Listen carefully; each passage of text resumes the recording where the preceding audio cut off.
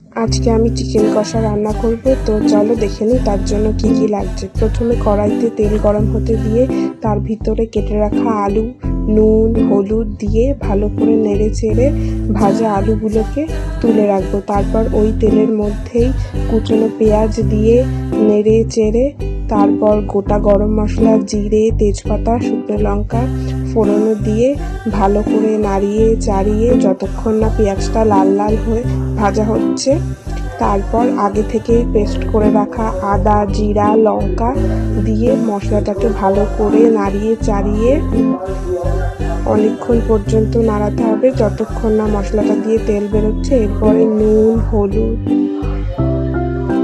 দিয়ে তারপর জিরে গুঁড়ো, ধনে গুঁড়ো,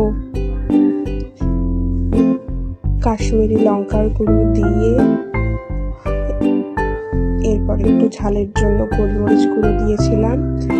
তারপর এটাকে ভালো করে নাড়িয়ে চাড়িয়ে আগে থেকেই নুন হলুদ দিয়ে ম্যারিনেট করা চিকেনটাকে দিয়ে ভালো করে নাড়িয়ে নাড়িয়ে যতক্ষণ না চিকেনটা দিয়ে তেল ছাড়ছে ততক্ষণ পর্যন্ত নাড়াতে হবে। তারপর আগে থেকে ভেজে রাখা আলুটা দিয়ে চিকেনটার সাথে ভালো করে নাড়িয়ে চাড়িয়ে কিছুক্ষণের জন্য ঢাকা দিয়ে রাখতে হবে। এরপর ঢাকা খোলার পর দেখতেই পাচ্ছ কি সুন্দর চিকেনটা দিয়ে তেল ছেড়েছে। আমি কিন্তু এখানে কোনো জল অ্যাড করিনি, কারণ আজকে আমি জল ছাড়া চিকেন কষা রান্না করব। তো এরপর আমাদের চিকেন কষা রেডি। নামানোর আগে একটু সানরাইজের গরম মশলা গুঁড়ো দিয়ে নাড়িয়ে চাড়িয়ে নামিয়ে নেব।